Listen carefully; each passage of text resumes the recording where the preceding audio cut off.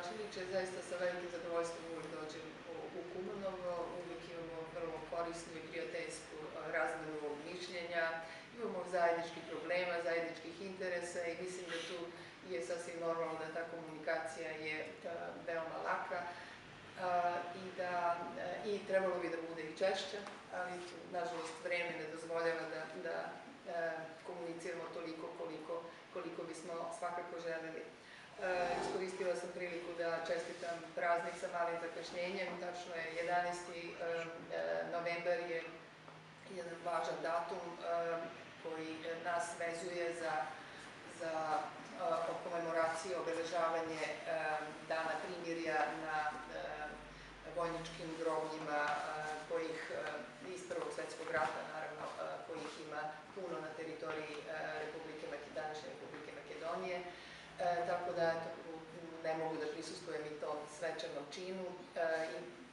Istovremeno to je i dan i drugih, recimo opštine Stara Nagoričane takođe, gde ne mogu da prisustvujem, ali eto, iskoristila sam ovu priliku da dođem da razmenimo mišljenje. Mislim da je trenutak veoma važan i veoma ozbiljan za obe naše države. Nalazimo se, mi smo države koje su, kako je rekao i gospodin gradonačelnik, veoma pogođene ovom migrantskom i izbegličkom krizom. Kumanovo je grad u Makedoniji, severna vrata takozvana Republike Makedonije, na samoj granici naravno sa Republikom Srbijom, koji čini sve napore da migrante i izbeglice, da im pruži neophodnu pomoć i da im u svakom humanitarnom smislu, bezbednostnom smislu i tako dalje. Tako da svi ti migranti koji prolaze kroz Republiku Makedoniju svakako dođu i u Republiku Srbiju, prihvatni centar u Preševu i u Bujanovcu i dalje prema severu, preko Republike Srbije u ovom momentu većinom, odnosno gotovo najveći deo, najveći procenat njih odlazi preko Hrvatske u države Zapadne Evrope. Problem je veliki što su neke države najavile, Austrija i Slovenija konkretno, najavile po nekim informacijama zatvaranje granice, po nekim informacijama samo bolju koordinaciju na granici. Vidjet ćemo kako će to, šta to konkretno za nas znači, ali u svakom slučaju svaki vid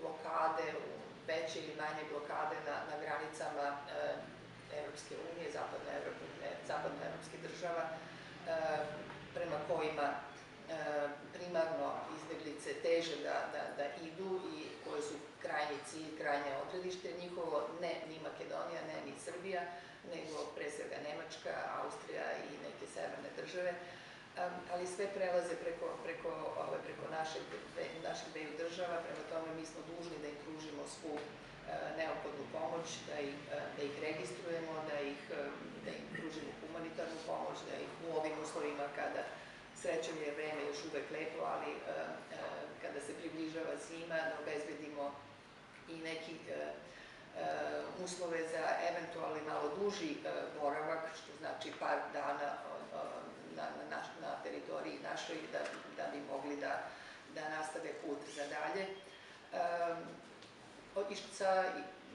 Na neki način, ne samo interesovanjem, nego i zebnjom čekamo kakav će da bude ishod. U petak bi trebalo da bude sastanak ministara unutrašnjih poslova zapadnoevropskih država, odnosno država članica Evropske unije, gde je glavna tema, naravno, su migranti i izbeglice. Vidjet ćemo kakve će oni zaključke, kakve mere će usvojiti i to nema sumnje da će to imati uticaja i na nas, odnosno zahtevaće da se i mi adekvatno postavimo, znači da i mi preduzmemo one mere koje budu neophodne da bismo sa jedne strane zaštitili sopstvene i nacionalne interese, a s druge strane da bismo i dalje nastavili da pružamo onu pomoć oko izbeglica koju smo i do sada pružili i da im dajemo humanitarni karakter, tretman.